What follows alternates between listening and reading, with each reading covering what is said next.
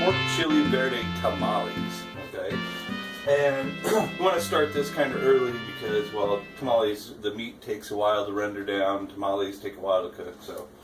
But last night, I took 6 green tomatillos, 1 jalapeno, and 2 Anaheim peppers, split them down, degutted them, put them in the oven for, about 20 minutes on low broil. Cooked them down, peeled off the Anaheim skins really quickly so that they could be easily cooked. And then I got this pork shoulder roast, or actually pork rib roast, and you want the bones in the crock pot, okay?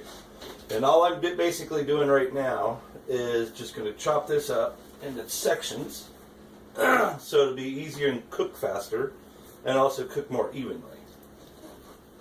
Pour this baby right in. Don't worry about it. You can get it with your hands on goopy. It won't matter.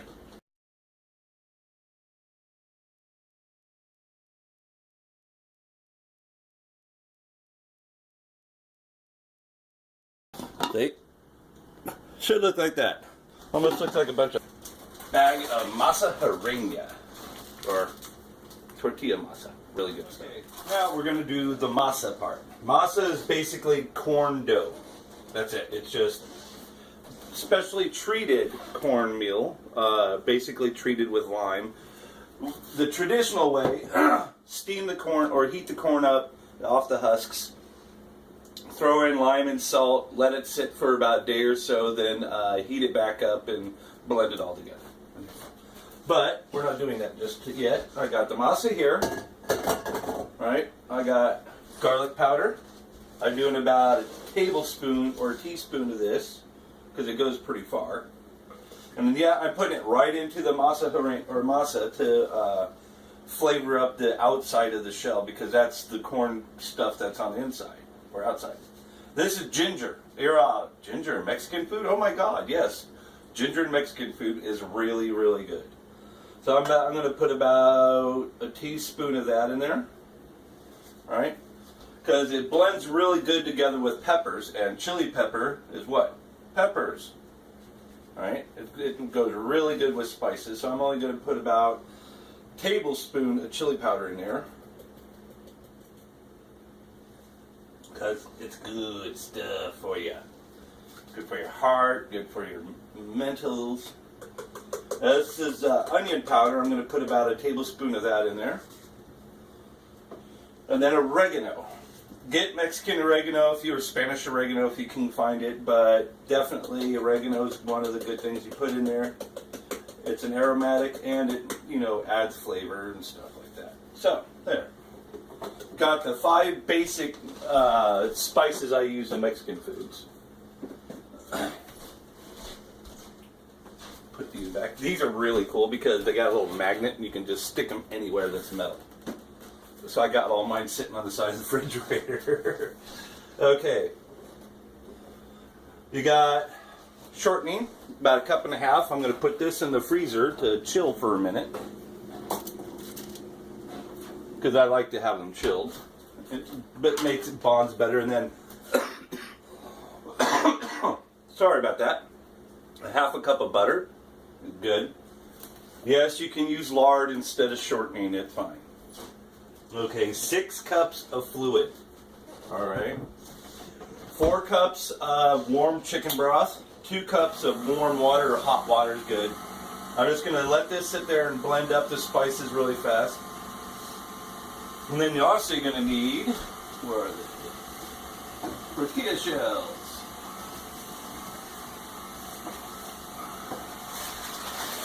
Now, you want to go out and find a bag.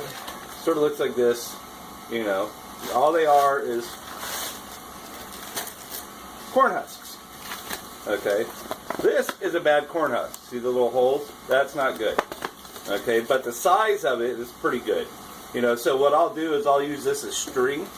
I'll just soak these in really hot water, peel them like that, peel them again, and then that turns into a string. And that's how I do the tamales. I'll put these back right in there. And yeah, one of these bags will make like about 100 tamales. So it's really cheap, inexpensive. And tamales are time consuming if you do them by yourself. Okay, that's a big thing. Okay, hold on a second.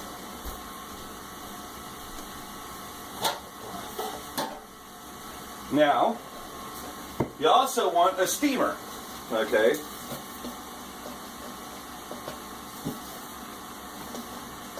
Sorry, I just got this for Christmas the other day. By the way, hope you guys had a nice holiday season. That's always great when the glue sticks to the damn bucket. Okay. Just an average bucket. Got your steamer lid. And this is your actual little thing that you put in there. Fill it with some water, not a lot. Put that baby right down in there. Put your tamales in there and steam them away. But I'll get back to that in a minute. Okay. That's thoroughly done. So what I'm going to do is turn that off for a minute.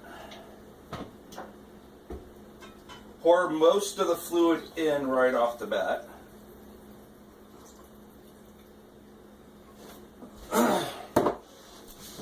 Okay. Let that stir up a little bit, and as that's stirring, I'll add the rest.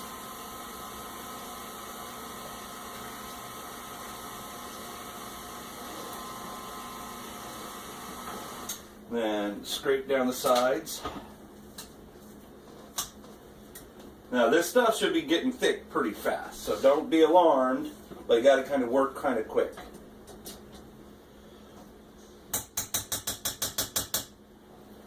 Okay.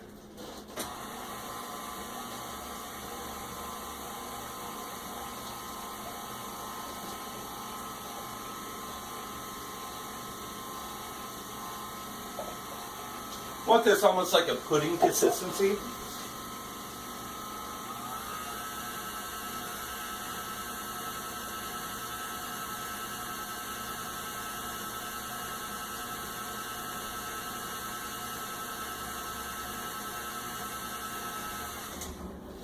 Okay. Scrape all the tops and sides off this. Now generally when I make tamales I like making different kinds because I eat through them really fast. Okay, rinse this baby off real fast.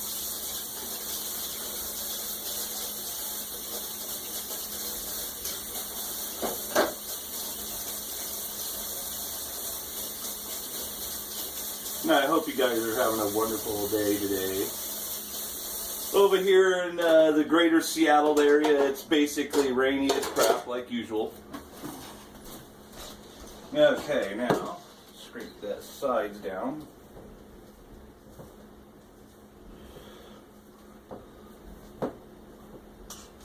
But right now, it should kind of look like this. Okay, kind of goopy stuff. Because what it's doing right now is we're going to let this sit about 20 minutes. Okay, then we're going to add in the lardo, or lard, or shortening, as you want to say. We're going to let the water soak into the corn. Okay. And when that's been about 20 minutes, I pulled the lard out of the freezer.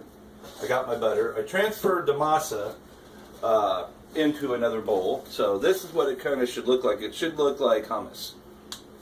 Tell you the truth. Okay. Now what I'm going to do, put my whisk on, my attachment. See, like this. Now you don't actually have to whip it, but I like to do that. It makes it more of a airy and cakey-like substance. So I'm just going to plop this guy right in here.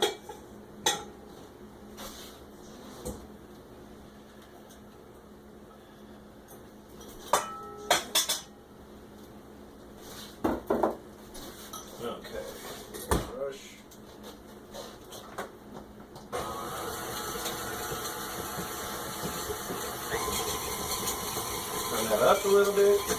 Now we're basically whipping it till it's like forming peaks.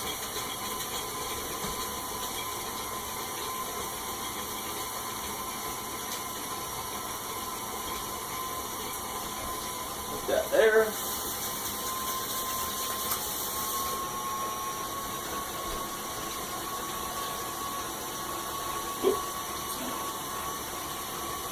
Little piece of steak.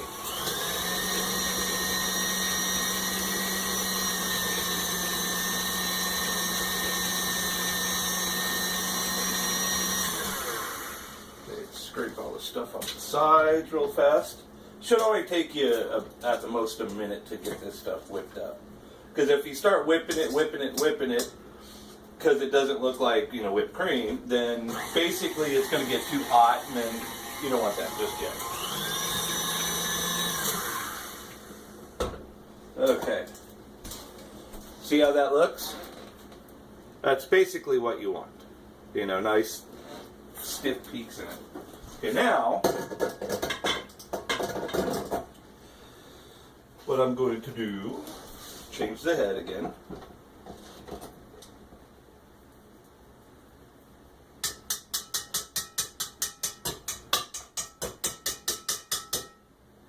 Get all that stuff off of there. Okay, as I blend this, I'm gonna add little bits at a time to of the masa into the fat, so that it'll wait till it's like fully rendered in. Okay. So I do about a big scoop per shot.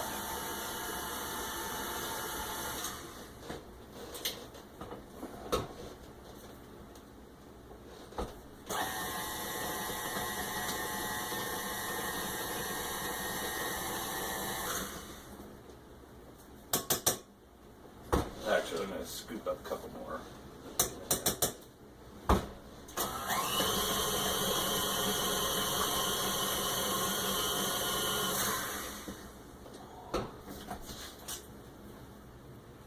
Scrape all that down.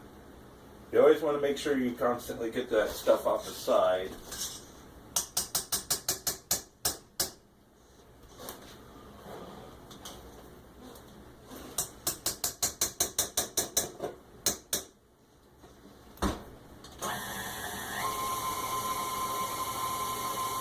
Should only take about 4 minutes at the most to get this stuff fully incorporated.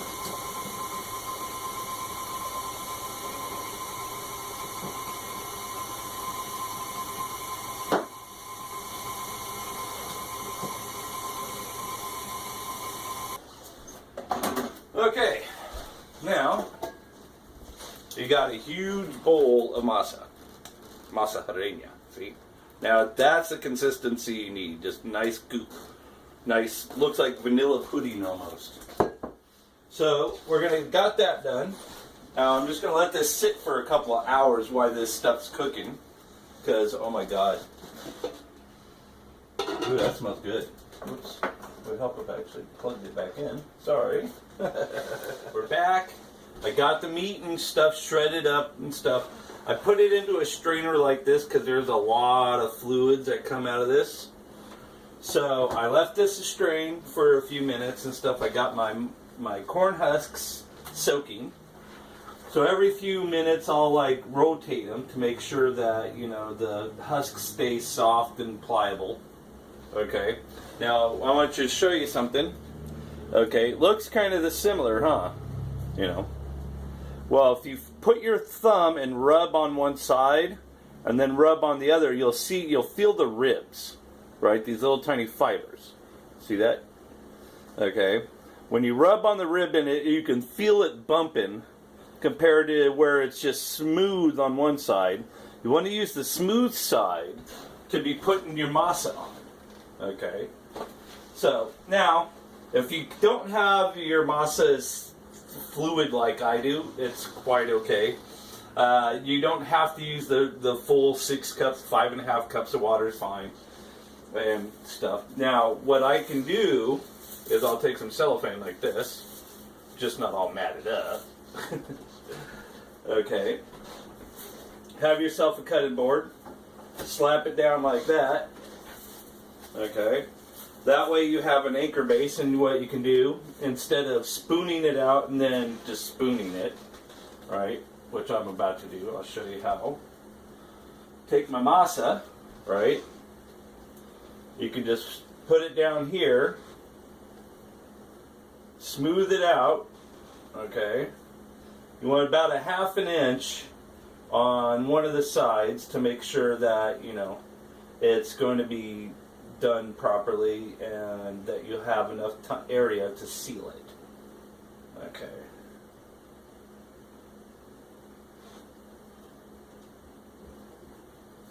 Okay, since mine's pleury fluid, I don't have to use that work or the cellophane, sorry, food wrap. Take a little bit of this pork.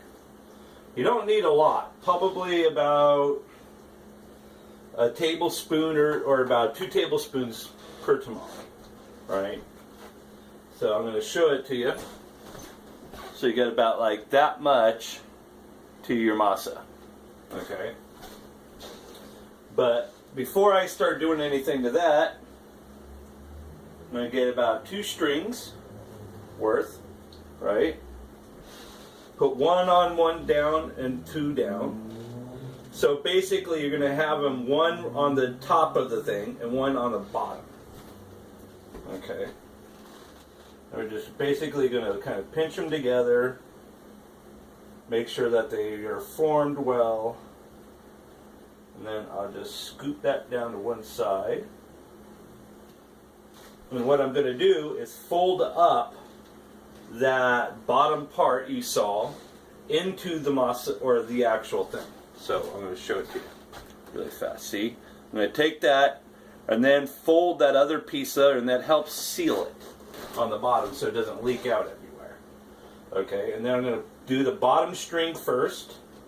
Just a simple square knot. You don't want to tighten it super much. You don't want to really tighten it down on the initial part, because it's going to expand and you don't want it to just squirt out everywhere.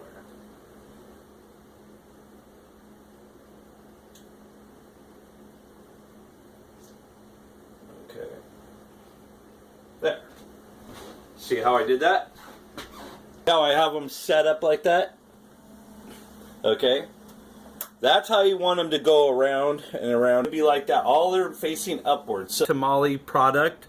You got the Pork Chili Verde tamales with the green chili sauce, cheddar cheese, lettuce, tomatoes, some guacamole, refried beans. And then, of course, you got my nice honey mead, which you guys can learn how to make if you watch my video, How to Make Mead 101. I just wanted to tell you guys, stay safe, eat well, eat hearty, have a good time. We'll see you later.